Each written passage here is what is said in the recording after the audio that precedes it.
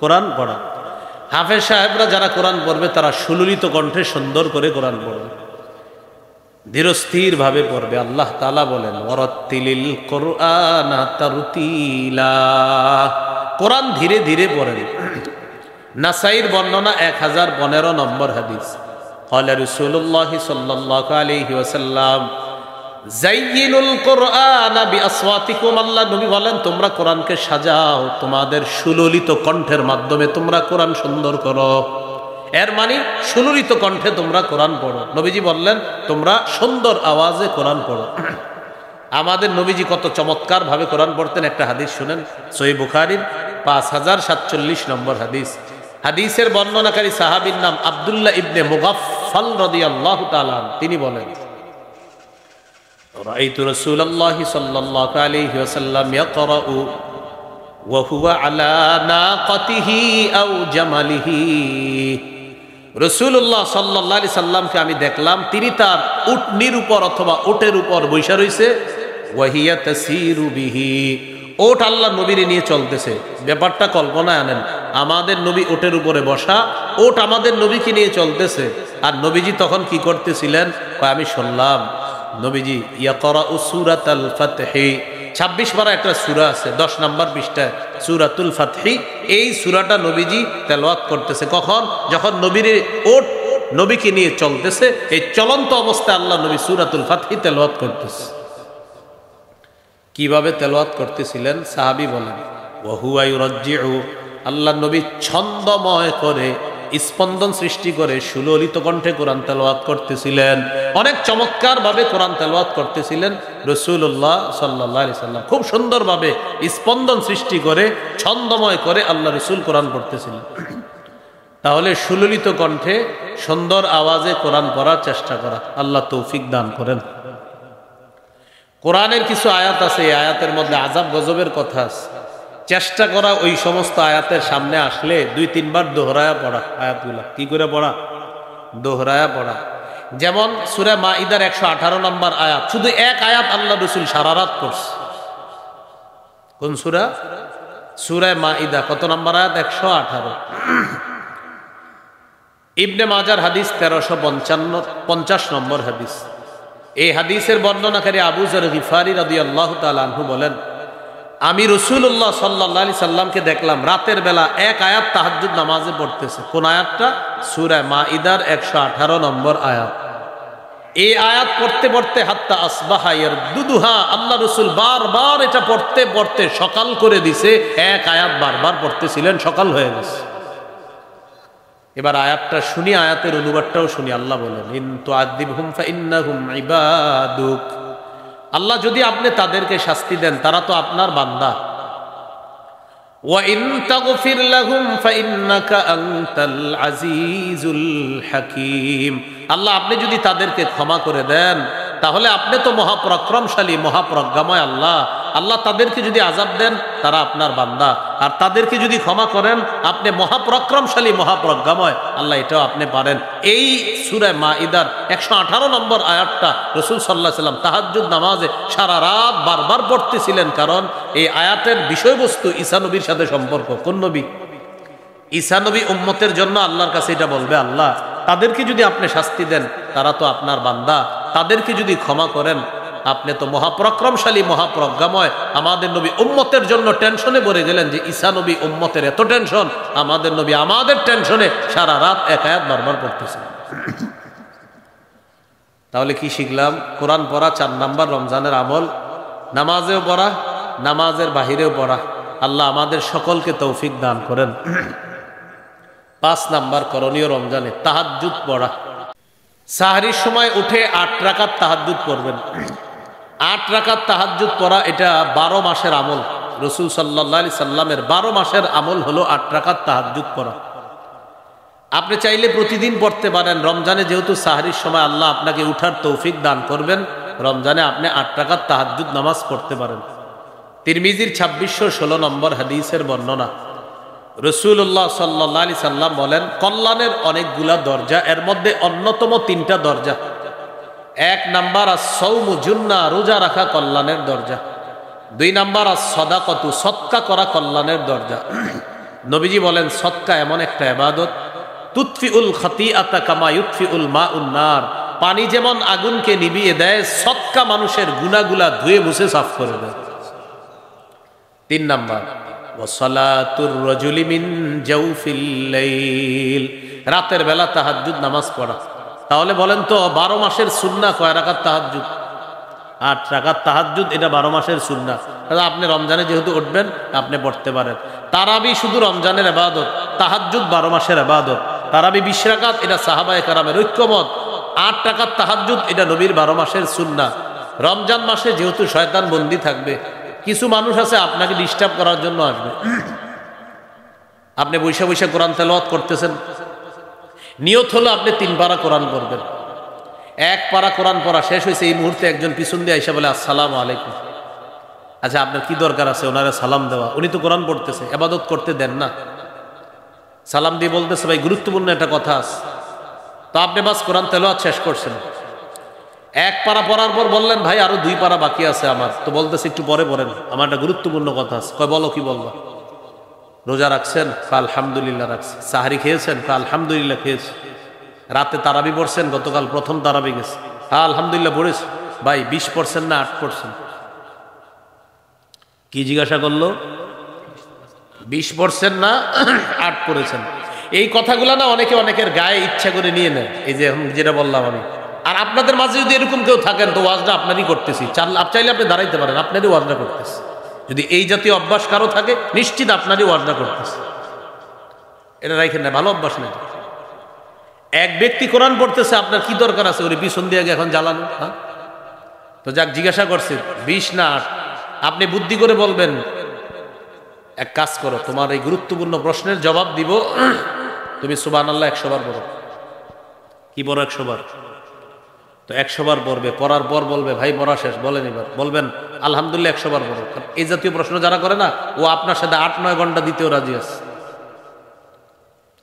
তা আপনি বলবেন আলহামদুলিল্লাহ পড়ো 100 বার।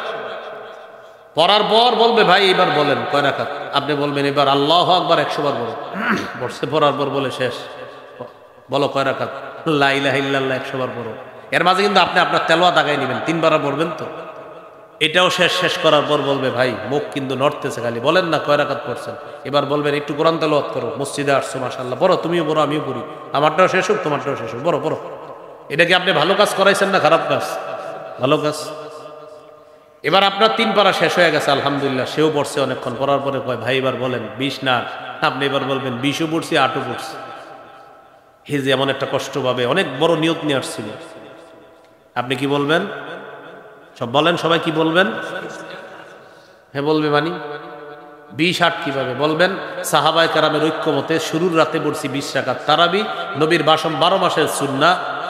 8 রাকাত তাহাজ্জুদ, এটা 12 মাস পড়ার চেষ্টা করি, পারি না। রমজানে যেহেতু সাহারির সময় আল্লাহ উঠাইছে, তাই 8 রাকাত তাহাজ্জুদ পড়ছি।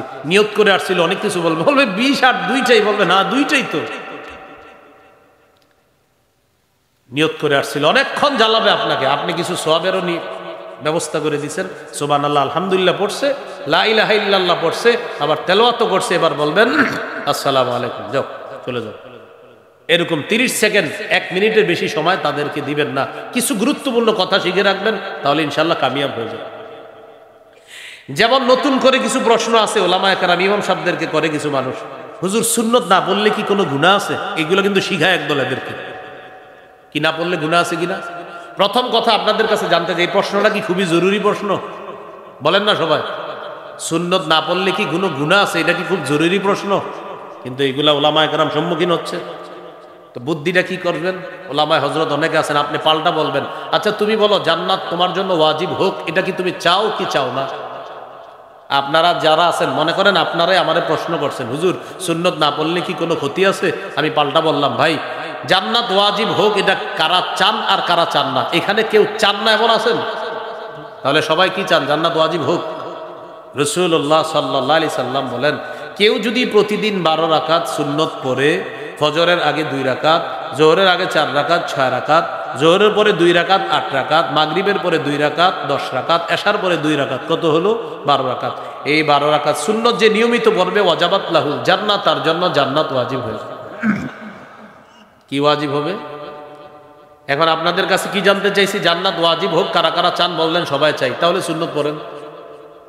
কি বললো, সুন্নত না বললে ক্ষতি আছে? পাল্টা বলবেন জান্নাত ওয়াজিব হোক, তুমি চাও কিনা, হা বা না বলো। মুসলমান হইলে না বলবে না, হাই বলবে। তখন বলবেন নবী বলছে 12 রাকাত সুন্নত যে পড়বে নিয়মিত তার জন্য জান্নাত ওয়াজিব। তখন বলবে তাই নাকি, হ্যাঁ তো বড় সুন্নত। এখন ক্ষতি আছে কিনা এটা জিজ্ঞেস করা কি দরকার? সুন্নত পড়লে জান্নাত ওয়াজিব হবে, যাও সুন্নত পড়ো। কথা বলার চান্স দিবেন না। তো বলছিলাম 5 নাম্বার কাজ তাহাজ্জুদ পড়া, 3 নাম্বার তারাবি পড়া, 4 নাম্বার তারাবিতেও তেলাওয়াত করা, বাহিরেও তেলাওয়াত করা, 5 নাম্বার 8 রাকাত তাহাজ্জুদ পড়া। তারাবি 20 রাকাত সাহাবায়ে কেরামের ইজমা, 8 রাকাত তাহাজ্জুদ এটা রাসূল সাল্লাল্লাহু আলাইহি সাল্লামের 12 মাসের সুন্নাহ। চেষ্টা করব 12 মাস পড়তে, যদি না পারি রমজানে যেহেতু সাহরির সময় আল্লাহ উঠায়া দেয় তাই সাহরির সময় পড়ব, আল্লাহ তৌফিক দান করেন। 6 নাম্বার করণীয়, সাহরি খাবেন। অনেকে পালোয়ানগিরি দেখায় সাহরি খায় না, আর বন্ধুদের কাছে বলে যে আমি তো না খায় রোজা রাখছি। আপনার কি কইছে না খাইছে?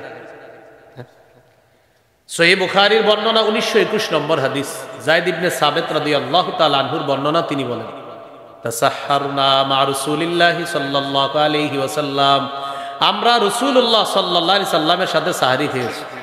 সহিহ বুখারীর 1923 নম্বর হাদিস, ক্বালা রাসূলুল্লাহি সাল্লাল্লাহু আলাইহি ওয়াসাল্লাম তাসাহহারু ফাইন্না ফিস সাহুরি বারাকাতান। নবীজি বলেন তোমরা সাহরি খাও, সাহরির মধ্যে বরকত আছে। তোমরা সাহরি খাও, সাহরিতে কি আছে? বরকত আছে। নবীজি সাহাবীদেরকে এইভাবে বলতেন, হালুম্মু ইলাল গাদাইল মুবারাক, আসো আসো বরকতপূর্ণ খাদ্যে তোমরাও অংশগ্রহণ করো, আসো তোমরাও বরকতপূর্ণ খাবার খাও, তোমরাও সাহরি খাও। ইন্নাল্লাহা ওয়া মালাইকাতাহু ইউসাল্লুনা আলাল মুতাসাহহিরিন, যারা সাহরি খায় আল্লাহ তাদের উপর রহমত নাজিল করেন। ফেরেশতারা বলে আল্লাহ সাহরি খাইতেছে, তাকে মাফ করেন, তাকে মাফ করেন, তাকে মাফ করেন। সাহরিতে ইলিশ মাছ, গরুর গোশত, মুরগি যাই খান, সাথে খেজুর খাবেন, অন্তত একটা হলেও খাবেন খেজুর, মনে থাকবে না? ক্বালা রাসূলুল্লাহি সাল্লাল্লাহু আলাইহি ওয়াসাল্লাম নি'মা সাহুরুল মুমিনি আত-তাম, রাসূলুল্লাহ সাল্লাল্লাহু আলাইহি সাল্লাম বলেন সাহরিতে খেজুর খাওয়া এটা মুমিনের কতই না নেয়ামতে পরিপূর্ণ খাদ্য। খেজুর শুধু সাহরিতে খাবেন এমন না, 12 মাস খেজুর খাবেন নিয়মিত। সকালবেলা অন্তত মুসলমান সবার উচিত আমাদের 60টা খেজুর খাওয়া খালি পেটে। নবীজি বলেন কেউ যদি প্রতিদিন 60টা খেজুর খায়, আর যদি আজওয়া খেজুর 60টা খাইতে পারেন, লাম ইয়াদুররুহু সুম্মুন, আপনারা যদি কেউ বিষও খাওয়ায় দেয় তাও ক্ষতি করবে না। আবার খেজুর খায় বিষ খায়েন না, এটা মানে কথা, গুরুত্ব বোঝানো হয়েছে। তাহলে খেজুর প্রতিদিন খাবেন, বাচ্চাদেরকে খেজুর খাওয়াবেন, ছোট ছোট বাচ্চা, মেধা বাড়বে, খাওয়ায় তেঁতুলের আচার, মেধা কমে, তেঁতুল খাওয়াবেন না। আপনার গর্ভবতী স্ত্রীকে খেজুর খাওয়াবেন। মারিয়াম আলাইহাস সালামের পেটে ঈসা নবী আসলেন, আসার পর এখন মারিয়ামের খাবার কি হবে আল্লাহ জানায়া দিলেন, ফাকুলি ওয়াশরাবি, খাও পান করো। জিবরিল আমিন বলে দিলেন খাওয়ার পান করা কি হবে, তুমি খাবা খেজুর, পান করবা এই যে ঝর্ণার পানি। তো খেজুর তো গাছে নাই, মুফাসসিরিনে কেরাম লেখেন যে গাছে খেজুর ছিল না, কেউ কেউ লিখেছেন এটা। জিবরিল আমিন বললেন গাছে নাড়া দিবা, আল্লাহ খেজুরের ব্যবস্থা করবে। যে আল্লাহ বাবা ছাড়া সন্তান আনতে পারে, এই আল্লাহ গাছে খেজুর ছাড়াও খেজুর আনতে পারে। এখন আমি এটা বলা উদ্দেশ্য না আপনাদেরকে, মাকসাদ না। সূরা মারিয়ামের তাফসিরে আমার আলোচনা আছে লম্বাই বিষয়, এখানে আমার বলা শুধু উদ্দেশ্য মারিয়ামের জন্য আল্লাহ খাবার হিসাবে খেজুর কেন নির্বাচন করলেন, অন্য খাদ্য তো ছিল। এখান থেকে বোঝা যায় গর্ভবতী নারীর জন্য শ্রেষ্ঠ একটা খাদ্য হলো খেজুর খাওয়া, এতে তারও মেধা বাড়বে, গর্ভস্থিত সন্তান যে তারও মেধা বাড়বে। তারা কি করে, স্ত্রী বলে টক খাইতে মন চায়, তো কিয়া খাওয়ায় তেঁতুল, তো তেঁতুল খায়, পরে হেরো মেধা কমে, আর যেটা আছে ওইটারও মেধা কমে। তেঁতুল খাওয়াবেন না, খেজুর খাওয়াবেন। সত্যি বলছি, কিন্তু হাসির বিষয় না, খেজুর খাওয়াবেন। আল্লাহ আমাদেরকে বোঝার তৌফিক দান করেন। তাহলে সাহারিতে যা খাবো সাথে একটা কি খাবো আমরা, খেজুর খাবো। একটা বলতে আপনি বেশি খাইলে বেশি খান, দেখবেন খেজুর খাইলে শারীরিক শক্তিও ভালো থাকে। আল্লাহ আমাদেরকে কথাগুলা মনে রাখার তৌফিক দান করেন। এই হলো আমাদের রমজানের 6 নম্বর হলো না, 6 নম্বর সাহারি খাওয়া। এখানে একটা মাসালা মনে রাখা, অনেকে মনে করি কি সাহারি খাওয়ার পর আর তাহাজ্জুদ পড়া যাবে না। বলেন আমার সাথে সবাই, তাহাজ্জুদের সম্পর্ক বলেন সময়ের সাথে, খাবারের সাথে না। অতএব আপনি যদি সাহারি খাওয়ার পরেও দেখেন এখনো সাহারির সময় বাকি আছে 30 মিনিট 40 মিনিট, তাহাজ্জুদে দাঁড়ায় যান, সমস্যা নেই। তাহলে সময় থাকলেই তাহাজ্জুদ পড়া যাবে। এতে আপনি খাবার খান বা না খান এটা কোনো ব্যাপার না। খাবারের আগেও পড়তে পারবেন, খাবারের পরেও পড়তে পারবেন। এইগুলো 6 নাম্বার কাজ। 7 নাম্বার, সাহারি খাওয়ার পর আপনার রোজা শুরু হয়ে গেছে, একটু পরেই ফজরের সময় হবে, বাস আপনার রোজা শুরু হয়ে যাবে। রোজা আপনার শুরু হলো, আজকে প্রথম রোজাটা আপনি রাখলেন, মানে আমি প্রথম রোজার আলোচনাটা চলতেছে। সহিহ বুখারীর বর্ণনা 1901 নম্বর হাদিস, 1901 নম্বর হাদিস।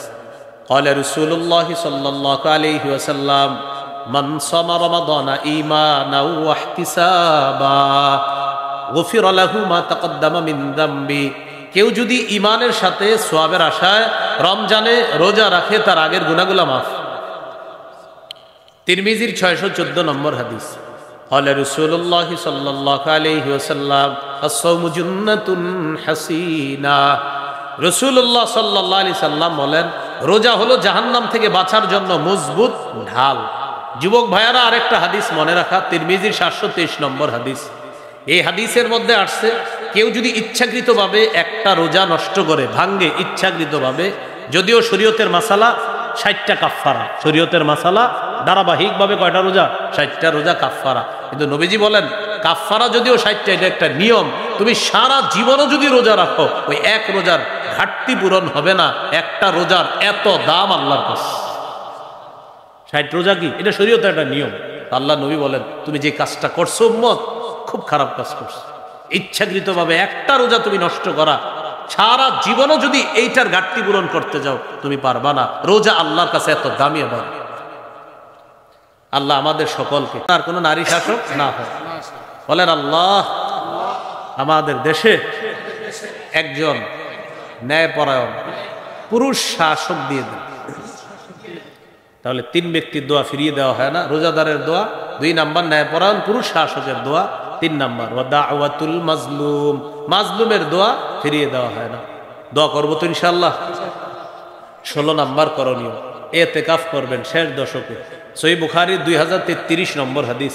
এই হাদিসের মধ্যে আছে, কানা রাসূলুল্লাহ সাল্লাল্লাহু আলাইহি ওয়াসাল্লাম ইয়াতাকিফু ফিল আশরিল আওয়াখির মিন রমাদান। নবীজি রমজানের শেষ দশকে ইতিকাফ করতেন। 17 নাম্বার, লাইলাতুল কদর তালাশ করা। সূরা কদরের 3 নম্বর আয়াত, লাইলাতুল কদরি খায়রুম মিন আলফি শাহ। কদরের রাত 1000 মাসের চাইতে উত্তম। قال رسول الله صلى الله عليه وسلم من يقم ليلة القدر إيمانا واحتسابا غفر له ما تقدم من ذنبه। রাসূলুল্লাহ সাল্লাল্লাহু আলাইহি সাল্লাম বলেন, যে ব্যক্তি লাইলাতুল কদর ঈমানের সাথে আর সওয়াবের আশায় লাইলাতুল কদরে জাগ্রত থাকবে, ইবাদত করবে, তার আগের সব গুনাহ মাফ। 18 নাম্বার সর্বশেষ করণীয়, সদকাতুল ফিতর আদায় করবেন। ঈদের সময় কত টাকা সদকা হয়, ওলামায়ে কেরাম যারা আছে, আশেপাশে মাদ্রাসা আছে, আলেমদের পরামর্শ নেবেন যে এই বছর কত টাকা সদকাতুল ফিতর, এটা আদায় করে দিবেন। এই হলো করণীয়। একটু সংক্ষেপে শেষ করে দিচ্ছি। বর্জনীয় 6টা, সংক্ষেপে বলছি, খালি মনে রাখবেন। আমার সাথে বলেন, তাহলে মনে থাকবে। এটা বেশি গুরুত্বপূর্ণ। বলেন, ঝগড়া বর্জন করা। কি বর্জন করা? ঝগড়া বর্জন করা। বলেন, রমজানে কেউ যদি আমাদের সাথে ঝগড়া করতে আসে, আমরা 2 বার বলবো, আমি রোজাদার, আমি রোজাদার। তাহলে কেউ ঝগড়া করতে আসলে কয়বার বলবেন, আমি রোজাদার? হ্যাঁ, বুখারীর এক বর্ণনা আসছে, কেউ ঝগড়া করতে আসলে বলবেন আমি রোজাদার, আর আরেক বর্ণনা আসছে 2 বার বলবেন আমি রোজাদার, আমি রোজাদার। এ হলো 1 নাম্বার, ঝগড়া পরিহার করা। 2 নাম্বার, অনর্থক কথা পরিহার করা। কি কথা? অনর্থক কথা কাকে বলে? হুজুর এটা কি রুমাল? আসলে রুমাল? এটা তো রুমাল কি? এটা অনর্থক কথা। এটা কি? আবার বললাম কি? আসলে রুমাল? এটা কোনো কথা হইল? অনর্থক কথা। এই অনর্থক কথা পরিহার করা, এটা কি? আসলে বাণী? তুই তো বাণী। এই যে আপনার বিষয়গুলা, এগুলা অনর্থক কথা। শুধু শুধু আপনি বাঁশ দেখছেন, বলতেছেন এটা কি রড? আসলে কি এটা রড? তো বাঁশই। এটা দেখবেন আমাদের মাঝে এগুলো হয়ে যায় শুধু শুধু। আপনি একটা কোটি পরে রয়েছেন, কালো কালার, ও এটা কালো, আসলে কালো না, ডিপ কালো, ও কালো। মানে কালোর উপরে 50টা প্রশ্ন। এগুলা কি কথা ভাই? হ্যাঁ, অনর্থক কথা। বুখারী 2477 নম্বর হাদিসে আসছে, আল্লাহ 3টা বিষয় অপছন্দ করেছেন আমাদের জন্য। 1 নাম্বার কিলা ওয়া কল, অনর্থক কথা বলা আল্লাহ পছন্দ করেন। তাহলে 2 নাম্বার অনর্থক কথা বর্জন করা। 3 নাম্বার মিথ্যা বর্জন করা। সহিহ বুখারী 1903 নম্বর হাদিসে আছে, কেউ যদি রোজা রেখে মিথ্যা বর্জন করতে না পারে, নবীজি বলেন সে যে খাইলো না আর পান করলো না, এতে আল্লাহর কাছে কোনো গুরুত্ব রাখে না। সে মিথ্যা বর্জন করতে পারে না। জুতা দোকানে জুতা কিনতে গেছেন, ঈদের সময় সবাই জুতা কিনে বা ভালো কিছু কিনতে গেছে, ভাই জুতা কত? 1300, ভাই 1250 দিই। তো আল্লাহর কসম কিনে আছে 1260 করে। কত করে? তা আপনি তো জীবনে 1250 দিবেন না, তাহলে তো মায়া লাগবে বেচারার, কিনা 1260 করে। পরে খোঁজ নিয়ে দেখেন 500 করে কিনা। কত করে? তাহলে মিশা কত হইলো? কত টাকা? 760 টাকা। 760, 500 দিয়ে কিনছেন, বললেন 1260, তাহলে হইলো 760 মিশা কথা। এই যে 760 মিশা কথা বললেন, বুখারীর হাদিসে আছে কিয়ামতের ময়দানে 5 জন ডাক্তার শপথ করে মানুষের কাছে পণ্য বিক্রি করে। 5 জন দাগী আসামির একজন যে মিথ্যা কথা বলে পণ্য বিক্রি করে। আল্লাহ আমাদেরকে হেফাজত করেন। তাহলে 3 নাম্বার মিথ্যা বর্জন করা। 4 নাম্বার গীবত বর্জন করা। গীবতের ব্যাপারে আমি আপনাদেরকে একটা বাংলা বলতে চাই, যদি কেউ পারেন বাংলাটা লেমনিটিং করে ঘরে টানায় রাখবেন। বলেন, গীবত হলো আমল ধ্বংসের নীরব ঘাতক। আবার গীবত আমল ধ্বংসের নীরব ঘাতক। আর যদি সাজায় লিখতে চান এভাবে লিখতে পারেন, আমল ধ্বংসের নীরব ঘাতক। নিজ দিয়া বড় করে লিখে দিবেন গীবত। তাহলে আমল ধ্বংসের নীরব ঘাতক কি? গীবত। এইটা ঘরে টানায় রাখবেন আর চিন্তা করবেন, আমি যে আমল আখলাক করতেছি যা যা নষ্ট করে দিতে পারে গীবত, এটা দেখা দেখা খালি স্মরণে আনবেন যে গীবত আপনার আমলগুলা নিঃশেষ করে দিচ্ছে। তাহলে এবার দেখেন 6টা বর্জনীয় বলবো, 4টা বললাম। ঝগড়া পরিহার করা, অনর্থক কথা পরিহার করা, মিথ্যা পরিহার করা, গীবত পরিহার করা। এখানে গুরুত্বপূর্ণ বিষয়, ঝগড়া কি দিয়ে হয়? অনর্থক কথা, মিথ্যা, গীবত। মাশাআল্লাহ। তাহলে আজকে থেকে জিহ্বা হেফাজত করা। কি হেফাজত করা? তিরমিজি 2616 নম্বর হাদিসের মধ্যে আছে, হাল ইয়াকুব্বুন নাস ফিন নারি আলা ওয়ুজুহিহিম আও আলা মানাখিরিহিম ইল্লা হাসাইদু আলসিনাতিহিম। বেশিরভাগ মানুষ জাহান্নামে যাবে শুধুমাত্র মিথ্যার কারণে। আল্লাহ আমাদেরকে হেফাজত করেন। আর শুধুমাত্র ওই জিহ্বার কারণে বেশিরভাগ মানুষ জাহান্নামে যাবে, জিহ্বার কারণে। আরো সুন্দরভাবে মনে রাখবো, রোজা ছিদ্র হয় বিশেষ করে 2টি অপরাধের কারণে, মিথ্যা, গীবত। মিথ্যা গীবত হয় জিহ্বা দিয়ে, আর জিহ্বার কারণে বেশিরভাগ মানুষ জাহান্নামী হয়। 5 নাম্বার লৌকিকতা বর্জন করা। আমার রোজা, আমার সাহরি, আমার ইফতারি, আমার তারাবি, আমার তাহাজ্জুদ সব কার জন্য হবে? লোক দেখানো যেন না হয়।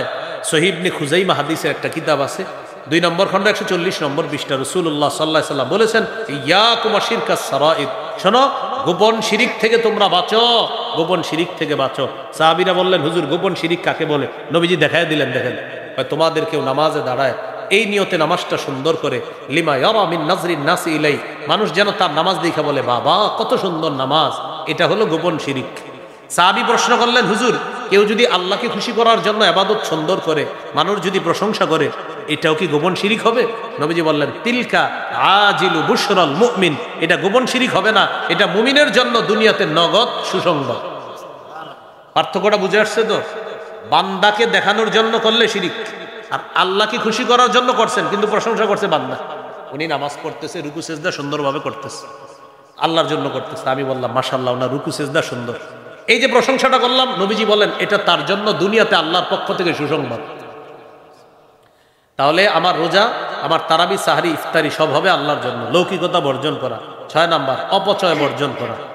ইফতারির সময় কিছু মানুষ আছে এত বেশি ইফতারি বানায়, কারণ হ্যাঁ মনে করে কি জানেন, ইফতারের আগে আমি সব খাবো, কিন্তু এক গেলা শরবতটা যখন নেয় একটু পরে দেখে শেষ।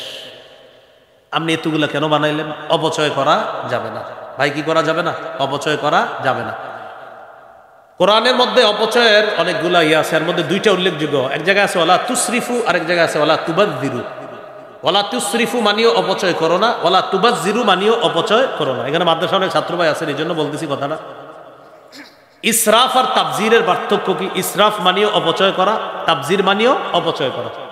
বলেন বৈধ কাজে মাত্রাতিরিক্ত খরচ করাকে ইসরাফ বলে, বৈধ কাজে অপচয় করাকে, মানে বৈধ কাজে প্রয়োজনের চেয়ে বেশি অপচয় করলেন, এটাকে বলে ইসরাফ। কি বলে এটাকে? অবৈধ কাজে কম বেশি খরচকে তাবজির বলে। মানে অবৈধ কাজে যাই করবেন এটা তাবজির, এটা অপচয়। অবৈধ কাজে যাই করবেন এটা অপচয়, এটার আরবি হবে তাবজির। আর বৈধ কাজে আপনি মাত্রাতিরিক্ত খরচ করছেন, এটাকে বলা হবে ইসরাফ। এই যে কোরআনে আছে কুলু ওয়াশরাবু ওয়ালা তুসরিফু, খাও পান করো অপচয় করো না। তো খাওয়া তো ভালো জিনিস, পান করাও ভালো জিনিস, ওয়ালা তুসরিফু অপচয় করো না মানে খাইতে খাইতে একটু আনছেন আপনি গলা পর্যন্ত, আচ্ছা এটুকু কি খাইতে পারবেন আপনি? তো এই জন্য বৈধ কাজে অপচয়কে বলা হয় ইসরাফ, আর অবৈধ কাজে যে কোনো অপচয়কে বলা হয় তাবজির। সর্বশেষ কথা বলেন, আমাদের ইফতার যেন মাগরিবের জামাত ছুটে যাওয়ার কারণ না হয়। আল্লাহর একটি বিধান পালন করতে গিয়ে আরেকটি বিধানে যেন কম না হয়, শিথিলতা না আসে। রোজা আল্লাহর, ইফতারও আল্লাহর জন্য, মাগরিবের জামাতও আল্লাহর জন্য। সত্যি করে বলেন, ইফতার করতে গিয়া জামাত ছুটে যায় না, এই কাজটা করেন না। ইফতারের কারণে জামাত যেন না ছুটে। এলো 18টা করণীয় আর হলো 6টা বর্জনীয়। বর্জনীয় গুলাই বেশি গুরুত্ব, যদিও বর্জনীয় গুলা সহজে বললাম, এগুলা বেশি গুরুত্ব। আল্লাহ আমাদের সকলকে বর্জনীয় গুলা বর্জন করা আর করণীয় মৌলিক 18টা কথা এগুলা করণীয় যেন করতে পারি, আল্লাহ তৌফিক দান করেন। আর ওই যে কেউ যদি জ্বালাইতে আসে, মনে আসেনি? বলবেন সুবহানাল্লাহ বড় 100 বার, আলহামদুলিল্লাহ বড় 100 বার, আল্লাহু আকবার বড় 100 বার, লা ইলাহা ইল্লাল্লাহ 100 বার বড়। এর মাঝে আপনি আপনার আমল করবেন, শেষ তখন বলবেন কোরআন পড়ো। এরপরে যদি বলে ভাই মুক্ত এখনো কিলবিল করে কথা বলতে, বলবেন ঘুমাও। কি করো? ঘুমাও। শেষে বলবেন কি ভাই 20 পড়ছি, 8 পড়ছি। আর এটা আবার কেন? বললেন 20 হলো তারাবি পড়ছি, রমজানের শুরুর রাত মানে রাতের প্রথম অংশে সাহাবায়ে কেরামের ইজমা, আর শেষ রাতে নবীর 12 মাসের আমল সুন্নত তাহাজ্জুদ করেছি। এটা আমি প্রতিদিন পড়ার চেষ্টা, নিয়ত থাকে পড়তে পারি না, তবে রমজানে আল্লাহ সাহারির সময় উঠায় তাই পড়ি। আর যেটা পড়ি নাই সেটা হলো তুমি যেই নিয়তে এসেছো সেই নিয়ত লাভ নাই। বুখারীতে আসছে, নবী বলে দিয়েছেন তুমি যেই নিয়তে আমার সাথে আসছো, আমি রোজাদার, আমি রোজাদার, আসসালামু আলাইকুম 2 বার বলে দিবেন, আমি রোজাদার, আমি রোজাদার, যাও চলে যাও। আল্লাহ আমাদের সকলকে যে কথাগুলো বললাম শুনলাম, আর এই কথাগুলো কে গায়ে নিবে এটা আগে বলছি, যার এই অভ্যাস আছে, আশা করি আপনাদের কারোই অভ্যাস নাই। এরপরে দেখবেন আমার নিয়ে লেখালেখি করবে, হে মনে হয় এটা আমারে বলছে। জি ভাই আপনি যদি লেখেন আপনারই কইছি, কেউ নিজের গায়ে নিয়েন নাই কথা। আল্লাহ আমাদের সকলকে করণীয়গুলো করা, বর্জনীয়গুলো বর্জন করার তৌফিক দান করে। সুবহানাল্লাহি ওয়া বিহামদিহি। খতম তারাবি করলাম তো, খতম তারাবি, সূরা তারাবি, যেটা সহজ ওইটাই পড়বেন। খতম তারাবিও পড়বেন, সূরা তারাবি। যেটা করবেন না সেটা হলো বুলেটের গতিতে পড়েন না। খতম তারাবি পড়লেও ধীরস্থির ভাবে পড়বেন। প্রথম 6 দিন যে 1.5 পারা করে যারা পড়েন, কমপক্ষে আপনি 100 মিনিটের বেশি সময় নিতে হবে, কমপক্ষে 2.25 ঘন্টা যেন লাগে প্রথম 6 দিন। এরপরে যেন অন্তত 1.5 ঘন্টার বেশি লাগে। মসজিদের মুসল্লিরা কি করে, 2 মুসল্লি একসাথে হয়, হওয়ার পর তোকে মসজিদে কয় মিনিট? আমগো এখানে তো 1.5 ঘন্টায় প্যাকেজ খতম। তো এটা তো ঠিক হলো না ভাই। মনে রাখবেন তারাবি ধীরস্থির ভাবে পড়া, তেলাওয়াত ধীরস্থির ভাবে করা। খতম তারাবি পড়েন, সূরা তারাবি পড়েন, যেটাই পড়েন ধীরস্থির ভাবে কোরআন তেলাওয়াত করা। আল্লাহ তৌফিক দান করেন। মিম্বরের আমানত যাদের লাগবে ওই গাড়ি থেকে সংগ্রহ করতে পারেন। আমার একটা সংকলন মিম্বরের আমানত, 8 খণ্ডের কিতাব। প্রথম খণ্ড সন্তানের 64টা অধিকার, দ্বিতীয় খণ্ড শিরিক বেদাত কুফর তাওহীদ, তৃতীয় খণ্ড হালাল হারাম। এই হালাল হারামের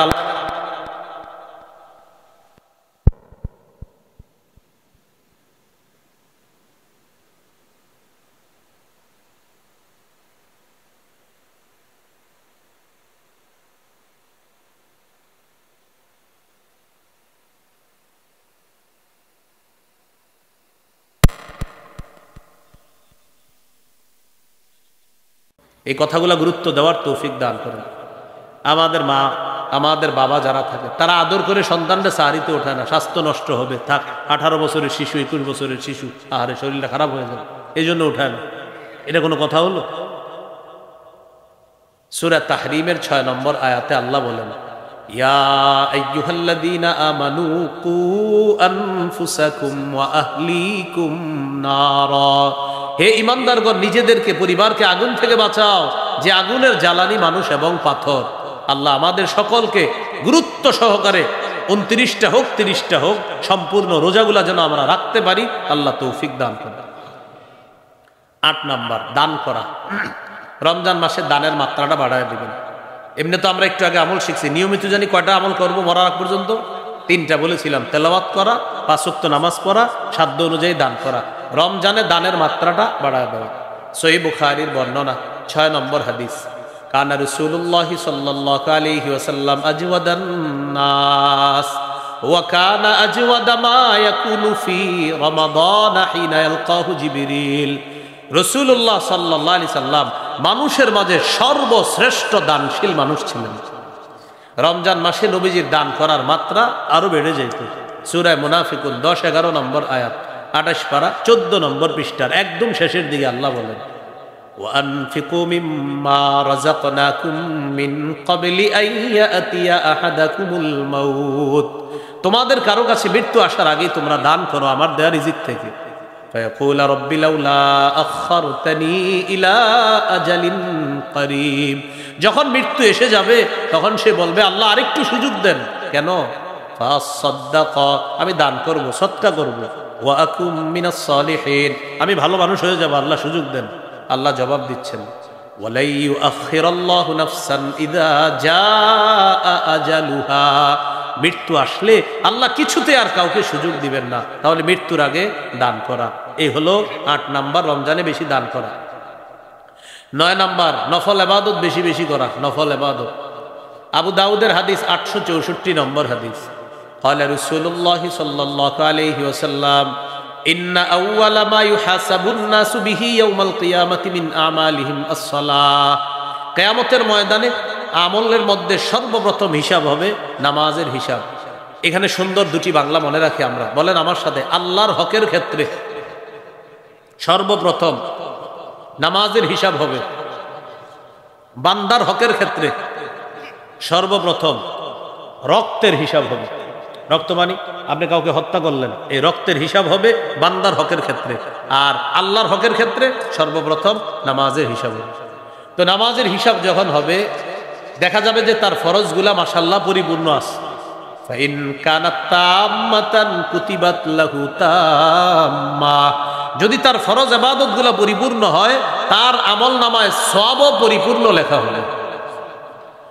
ওয়া ইন কানা ইনতাকাসা মিনহা শাইআ, ফরজের মধ্যে দেখা যাবে তার ঘাটতি আছে, ফরজের মধ্যে তার ঘাটতি আছে, তখন আল্লাহ বলবেন, তিম্মু ফরিদাতাহু মিন তাতাওউহি, আমার বান্দার ফরজ ইবাদতগুলা নফলের মাধ্যমে তোমরা ঘাটতি পূরণ করে দাও। তাহলে রমজান মাসে নফল ইবাদত আমরা বাড়িয়ে দিব। মনে রাখবেন, রমজান হলো সওয়াব বহুগুণে বৃদ্ধির মাস। যেমন এক আনসারী নারীকে রাসূল সাল্লাল্লাহু আলাইহি সাল্লাম বললেন, ইআতামিরি ফাইন্না উমরাতান ফীহি তা'দিলু হাজ্জা, এই শোনো, তুমি রমজানে উমরা করবা, রমজানে উমরা করা হজের সমতুল্য হয়ে যায়। রমজানে উমরা হজের সমতুল্য হয়ে যায়। আরেকটা হাদিস শোনায় আপনাদেরকে, তাহলে আপনাদের আগ্রহটা আরো বাড়বে। নবীজি বলেন, উমরাতুন ফি রমাদান কাহাজ্জাতিন তাকজি মাই, রমজান মাসে কেউ যদি উমরা করে, সে যেন আমি নবীর সাথে হজ আদায় করছি। রমজানে উমরা, তাহলে বলছিলাম রমজান মাসে ইবাদত যত বেশি করা যায়, কারণ রমজানে নেকি বৃদ্ধির মাস, এজন্য নফল ইবাদত, ফরজ তো ছাড়ার প্রশ্নই আসে না, নফল ইবাদত আমরা বাড়িয়ে দিব। আল্লাহ তৌফিক দান করুন। 10 নম্বর করণীয়, নেক আমল বেশি বেশি করা। সূরা তাগাবুনের 9 নম্বর আয়াত, 28 পারা 16 নম্বর পৃষ্ঠা আল্লাহ তাআলা বলেন, ওয়া মাই ইউমিন বিল্লাহ ওয়া ইয়ামাল সালিহা ইউকাফির আনহু সাইয়্যাতিহি ওয়া ইউদখিলহু জান্নাতিন তাজরি মিন তাহতিহাল আনহার খালিদিনা ফিহা আবাদা যালিকাল ফাউজুল আযীম। যে ব্যক্তি আল্লাহকে বিশ্বাস করে আর নেক কাজ করে, আল্লাহকে বিশ্বাস করে নেক কাজ করে, শিরিক মুক্ত নেক কাজ, আল্লাহ তাআলা তার আগের সব পাপগুলো মিটিয়ে দিবেন। তাকে এমন জান্নাতে প্রবেশ করাবেন যার তলদেশ দিয়ে ঝর্ণা ধারা প্রবাহিত হবে, সেথায় তারা চিরকাল থাকবে। এটাই মহান সফলতা। আচ্ছা, আল্লাহর সাক্ষাৎ কারা কারা চাই? সুবহানাল্লাহ, সবাই চাই তো? আল্লাহর সাক্ষাতের জন্য মৌলিক 2টা শর্ত আছে। সূরা কাহফের 110 নম্বর আয়াতে আছে, একদম শেষ আয়াত সূরা কাহফের। আল্লাহ তাআলা বলেন, ফামান কানা ইয়ারজু লিকা রাব্বিহি ফালইআমাল আমালান সালিহা ওয়ালা ইউশরিক বিইবাদাতি রাব্বিহি আহাদা। যে ব্যক্তি তার রবের সাক্ষাৎ কামনা করে, সে যেন নেক কাজ করে বেশি বেশি, আর রবের ইবাদতে যেন কাউকে শরীক না করে। আল্লাহ আমাদের সকলকে এই রমজানে বেশি থেকে বেশি ভালো কাজ করার তৌফিক দান করুন। 11 নাম্বার দোয়া করা, রমজানে বেশি বেশি দোয়া করা। দুটি দোয়া আমরা অবশ্যই করব, আমিও করি, আপনারাও করেন। বলেন আল্লাহুম্মা ইন্নী আসআলুকাল জান্নাহ ওয়া আউযু বিকা মিনান নার। হে আল্লাহ, আমি আপনার কাছে জান্নাত চাই, জাহান্নাম থেকে বানা চাই। এই দুইটা দোয়া আমরা বেশি বেশি করব। বলেন ইনশাআল্লাহ। আল্লাহ তাআলা বলেন ওয়া ক্বালা রাব্বুকুম উদউনি আস্তাজিব লাকুম। তোমাদের রব বলেন তোমরা আমাকে ডাকো, সাথে সাথে তোমাদের ডাকে সাড়া দিই। দুনিয়ার মানুষকে আপনি বারবার চান, রাগ করবে। আর আল্লাহ তাআলার ব্যাপারে রাসূল সাল্লাল্লাহু আলাইহি সাল্লাম বলেন মাল্লাম ইয়াসআলিল্লাহ ইয়াগদাব আলাইহি। যে আল্লাহর কাছে চায় না, আল্লাহ তার উপর রাগ করে। মানুষের কাছে চাইলে মানুষ রাগ করে, মাখলুক রাগ করে চাইলে, আল্লাহ রাগ করে না চাইলে। মাখলুক রাগ করে চাইলে, খালেক রাগ করে না চাইলে। বলেন না, মাখলুক কি করলে চাইলে রাগ করে, আর খালেক না চাইলে রাগ করে খালেক। তাহলে রমজানে আল্লাহর কাছে জান্নাত চাবো, বেশি বেশি দোয়া করবো। 12 নাম্বার জিকির করা। আল্লাহর কাছে পছন্দের জিকির, সবচেয়ে পছন্দের বাক্য 4টা। قال رسول الله صلى الله عليه وسلم احب الكلام الى الله اربع। আল্লাহর কাছে সবচেয়ে পছন্দের বাক্য হলো 4টি। পড়ি সুবহানাল্লাহ, আলহামদুলিল্লাহ, লা ইলাহা ইল্লাল্লাহ, আল্লাহু আকবার। এই 4টা বাক্য বেশি বেশি পড়া। রমজানে যদি দেখেন আপনি কোনোভাবে কোনো মজলিসে বসে গেছেন, যেখান থেকে উঠতেও পারতেছেন না, বসতেও পারতেছেন না, আবার ওই জায়গায় অনর্থক কথাবার্তা চলতেছে, তখন ওই মজলিসে এইভাবে চায়া থাকবেন, বসেই যান হা করে। হা করে চায়া চায়া কি করবেন দেখেন, একটু জোরে পড়েন, পরে আমি বুঝাইতেছি। পড়েন লা ইলাহা ইল্লাল্লাহ। হ্যাঁ, এবার ট্রাই করেন, পড়ার সময় দেখেন তো 2 ঠোঁট লাগেনি, চেক করেন, আঙ্গুল দিয়ে দেখেন 2 ঠোঁট একটা আরেকটার সাথে লাগে কিনা পড়ার সময়। পড়েন লা ইলাহা ইল্লাল্লাহ। লাগে? লাগে না। এবার দেখেন ওই যে মজলিসে বসে রয়েছেন, উঠতেও পারেন না, বসতেও পারেন না, কি করবেন আহারে? তখন এভাবে হা করে এমনি থাকবেন।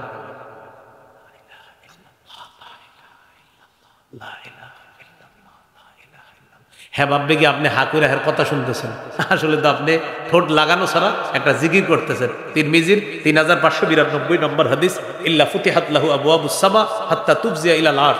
আসমানের সবগুলা দরজা খুলে দেওয়া হয়েছে, আপনার লা ইলাহা যেন আরশে পৌঁছে যায়।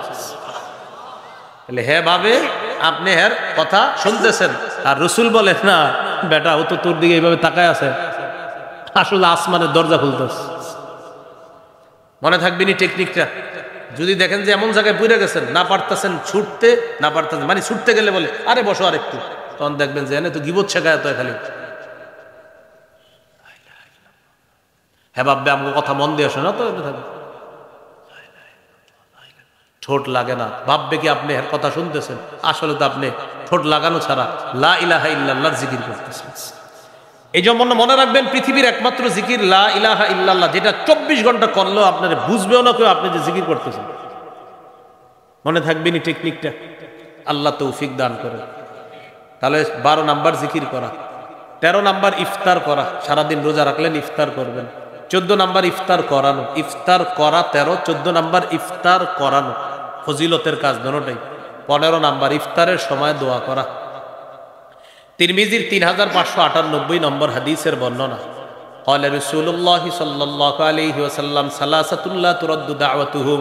3 ব্যক্তির দোয়া ফিরিয়ে দেওয়া হয় না। الصائم حتى يفطر। রোজাদার যখন ইফতার সামনে নিয়ে রোজাদার যখন ইফতার সামনে নিয়ে দোয়া করে, তার দোয়া ফিরিয়ে দেওয়া হয় না। এটা কেন? এটার বাস্তবতাটা একটু বুঝেন। রোজাদার ইফতার সামনে নিয়ে বসা, সামনে ডিলিশাস খাদ্য, সব লোভনীয় খাদ্য, শরবতটা মন চাইতেছে খাইয়া ফেলতে, খান না কেন? আল্লাহর হুকুম নাই, 5 মিনিট পরে আল্লাহর হুকুম হবে, তখন খাবেন।